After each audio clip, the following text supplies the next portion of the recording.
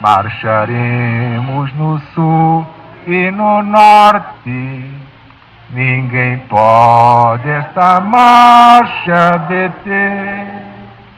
Pois se nós não tememos a morte, a quem é que nós vamos temer?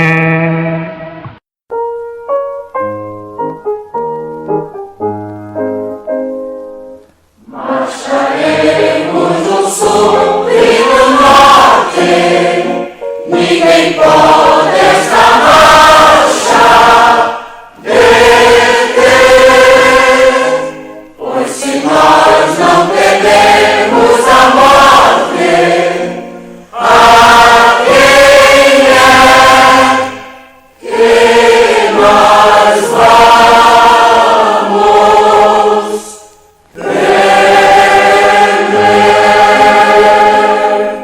marcharemos no sul e no norte, ninguém pode esta marcha deter.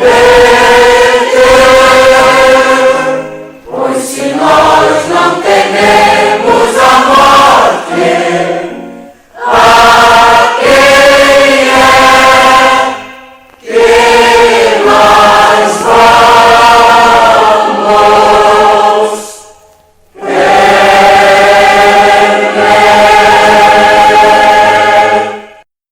Meus amigos e meus irmãos, Deus está presente. Viva Jesus em nossos corações para sempre. Estamos dando a explicação integral do capítulo 13 do Apocalipse de Jesus segundo São João, nos seus versículos 11 a 17. E depois destes partiremos para o 18º e último versículo do capítulo 13, aquele que diz: o número da besta é 666. E de subir da terra outra besta, e tinha 2 chifres semelhantes aos de um cordeiro e falava como o dragão. E exerce todo o poder da primeira besta na sua presença, e faz que a terra e os que nela habitam adorem a primeira besta, cuja chaga mortal fora curada. E faz grandes sinais, de maneira que até fogo faz descer do céu à terra à vista dos homens. Já vimos como fez descer fogo em Hiroshima e Nagasaki. Engana os que habitam a terra com sinais que lhe foi permitido que fizesse em presença da besta, dizendo aos que habitam a terra que fizessem uma imagem à besta, e recebeu a ferida da espada e vivia. Exatamente é o que estamos vendo nos Estados Unidos da América do Norte. E lhe foi concedido que desse espírito à imagem da besta, para que também a imagem da besta falasse e fizesse que fossem mortos todos os que não adorassem a imagem da besta. E faz que a todos, pequenos e grandes, ricos e pobres, livres e servos, lhe seja posto um sinal na sua mão direita ou na sua testa. Para quê? Para que ninguém possa comprar ou vender, senão aquele que tiver o sinal ou o nome da besta ou o número do seu nome. Já se tornou aparente, de acordo com a lição de ontem, qual será a operação prática de todas essas mudanças. Na legislação da maior parte dos estados da União Norte-Americana se encontram leis relativas ao domínio.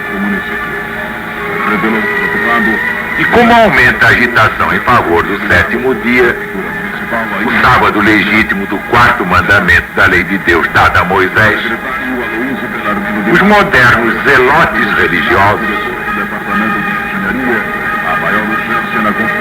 apressam-se a pôr em andamento a máquina infernal da perseguição.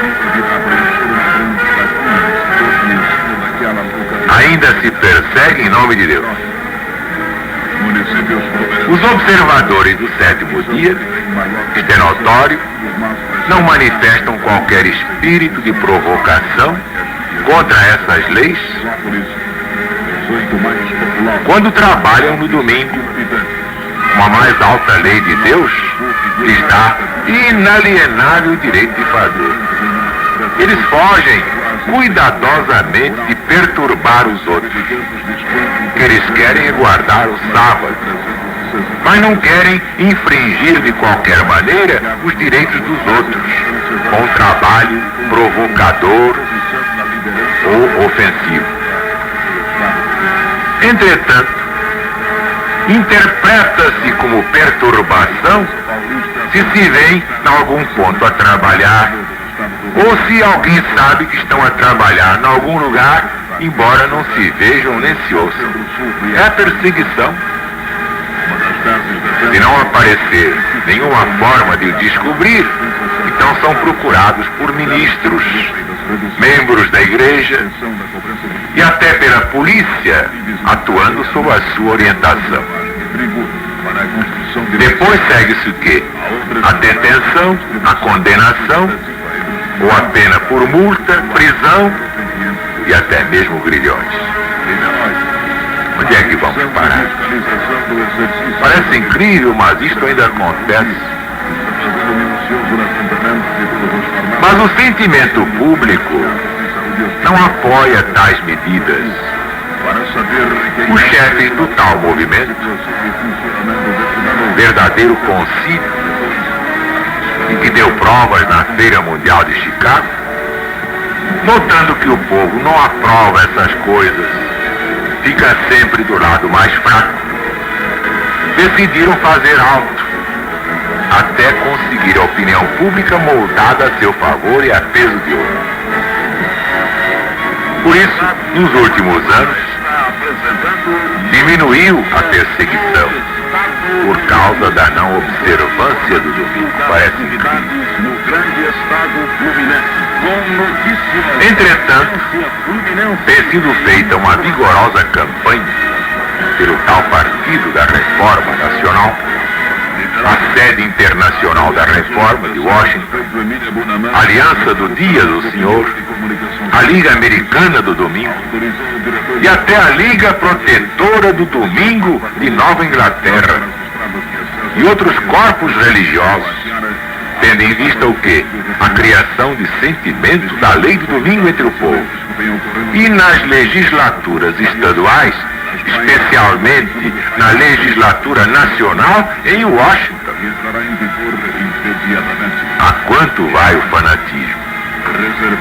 Nos últimos anos, a contenda entre os amigos e inimigos da liberdade norte-americana tem sido concentrada no esforço de confiar ao Congresso a legislação religiosa pela promulgação da lei dominical para o Distrito de Colômbia.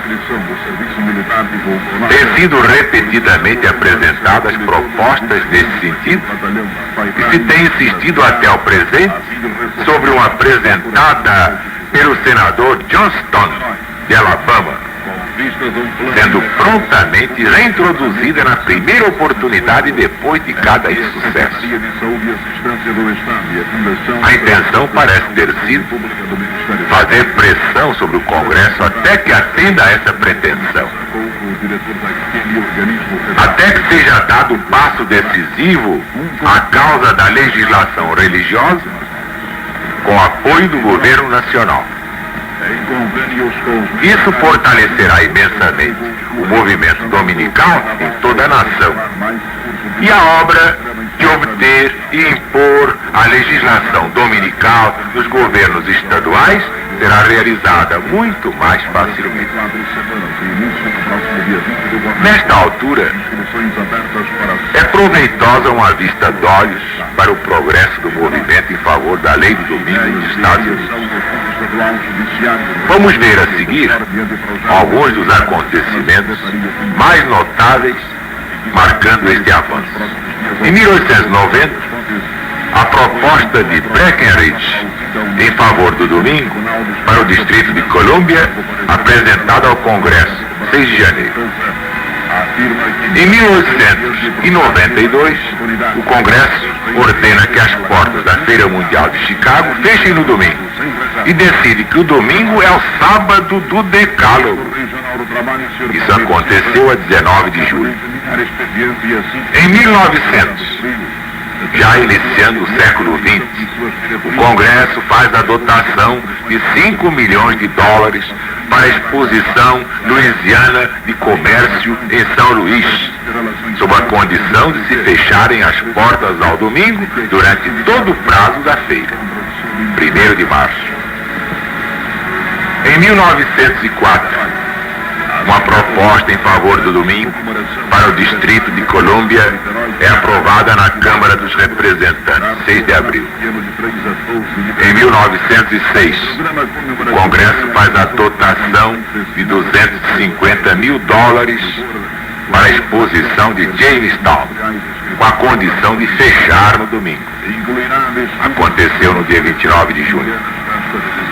Em 1906, a proposta para a observância do domingo no distrito de Wadsworth é aprovada pela Casa dos Representantes, dia 11 de junho. 1908.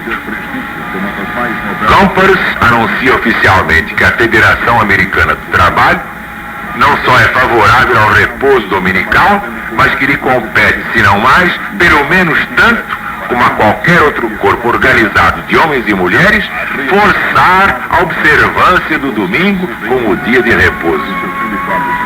Aconteceu em 14 de setembro. Nos anos de 1907 e 1908, 10 propostas para a observância do domingo, apresentadas durante a primeira sessão do 60º Congresso, de 5 de dezembro a 1º de maio. Ainda em 1908, proposta distrital para a observância do domingo, apresentada por Johnston no Senado, 15 de maio. No ano de 1909, proposta de Johnston é reintroduzida no Senado, 22 de março. 1910, a proposta de Johnston é reintroduzida no Senado, 17 de janeiro. A proposta de Johnston passa ao Senado, 27 de janeiro. A proposta é apresentada na Casa, 28 de janeiro. 1911. A proposta de Johnston é apresentada em sessão especial do Congresso, 6 de abril. Considerada favoravelmente pela Comissão Distrital do Senado, 22 de maio. Proposta de Mann para a observância do domingo nos Correios, apresentada na Câmara dos Representantes, 16 de maio. Estes são dados oficiais do ano de 1913. Desde então, outros acontecimentos vêm vindo para confirmar as manobras em favor do sinal da besta. Seria incrível que eu fosse dar atenção a tanto papelório, mas é para provar como está cumprida a profecia do Apocalipse quanto à imagem da besta naquele país que está simbolizado na besta de 2 pontas, ou 2 chifres. Aí o sinal da besta. Tudo documentado para que ninguém tenha dúvida. Não adianta apenas falar em devaneios como fazem os astrólogos.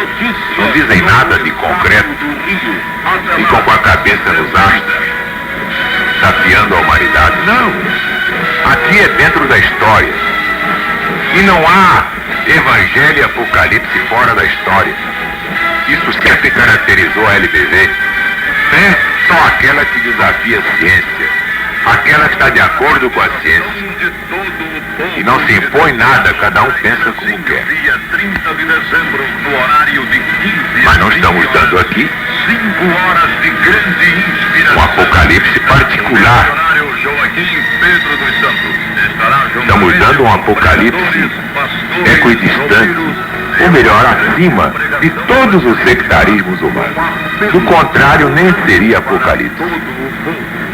Onde estará você com sua família? A maior parte dos governos estaduais tem as suas constituições e nas suas leis de direitos de cidadãos, Bills of Rights, adotadas provisões garantindo a mais completa liberdade religiosa. E a inconsistência de legislar sobre questões religiosas, sob estas circunstâncias, imediatamente se vê. Ao passo que a traição de oprimir o povo por causa de opinião, em tais estados é profundamente sentida e lamentada. Recorre-se, portanto, a toda invenção concebível para fazer parecer que não se trata absolutamente de perseguição religiosa, mas apenas de obediência à lei civil. Uma destas invenções é a de que o domingo é apenas uma instituição civil, a sua imposição apenas um regulamento policial, uma exigência civil necessária ao bem público. Mas isto é impossível, porque todos sabem que o domingo, em sua origem, história e própria natureza, é uma instituição religiosa. Nenhuma pretensão em seu favor teria sido jamais ouvida se não fosse a sua base espiritual. Por isso, qualquer lei que a imponha, sob qualquer pena, constitui legislação e opressão religiosa. Mas se há uma lei a seu respeito, não deveria essa lei ser obedecida até ser revogada? Toda lei que não invade o domínio da consciência e se torna inaceitável pelo povo, deve, apesar disso, ser obedecida até que possa ser alterada ou revogada. Mas as leis do domingo interferem com a consciência dos observadores do sábado do quarto mandamento. Por esse motivo, não podem abranger a todos igualmente. Nenhum verdadeiro cristão pode tornar a sua obediência a Deus dependente da permissão dos outros homens. Alguém pode dizer, num país como os Estados Unidos, não governam sempre as maiorias? E a resposta é a mesma, sim, em tudo que não sejam questões de consciência. Nestas nunca. Dai a César o que é de César, dai a Deus o que é de Deus. É a palavra de Cristo Jesus. Os homens podem fazer leis para salvaguardar seus mútuos direitos, os membros de toda a sociedade, mas não mais do que isso. E nisso mesmo nunca devem infringir os direitos da consciência de ninguém. Porque uma boa consciência, como diz São Pedro na sua primeira epístola, capítulo 3, versículo 21, nunca invadirá os direitos dos outros, como a poligamia dos mórmons ou os sacrifícios humanos dos pagãos. Os fundadores da República Americana nunca pretenderam que se levantasse qualquer perturbação pelas leis do país sobre qualquer questão de consciência. Mas permitiram que o mau princípio das leis religiosas permanecesse em sua estrutura política, princípio que certamente ressurgirá na primeira oportunidade. Entenderam bem? No desenvolvimento posterior da verdade religiosa, verifica-se agora que essas leis impedem os homens de prestar obediência ao que a Bíblia exige deles. Colide assim com seus direitos inalienáveis.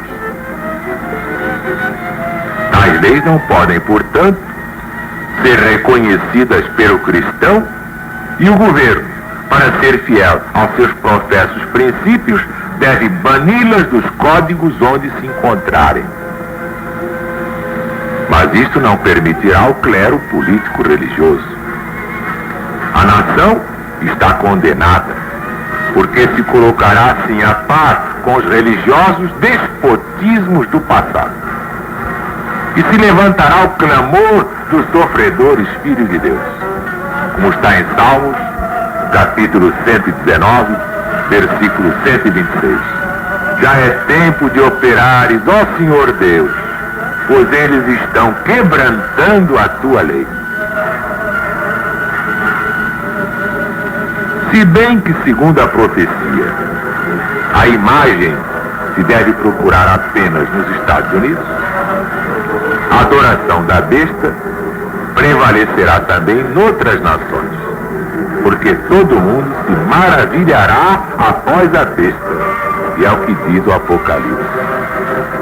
Alguém pode dizer agora, como esperais que avance este movimento? Tende de aguardar um período de perseguição religiosa nos Estados Unidos da América do Norte. Mais ainda, tende de tomar a posição de que todos os santos de Deus serão levados à morte, porque a imagem fará com que sejam mortos todos os que não a adorem.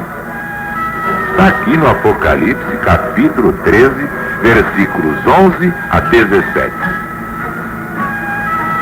Há cerca de 50 anos que tem sido esperado e predito um período de perseguição. Começou agora. Está demonstrando assim que a aplicação da profecia, tal como é apresentada, é eminentemente correta.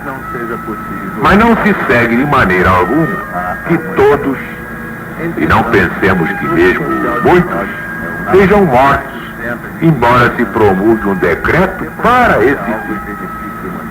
Porque, como o profeta no outro lugar declara, Deus não abandona o seu povo neste conflito terrível, mas lhe concede uma completa vitória sobre a besta, sobre sua imagem, seu sinal e até o número do seu nome, 666.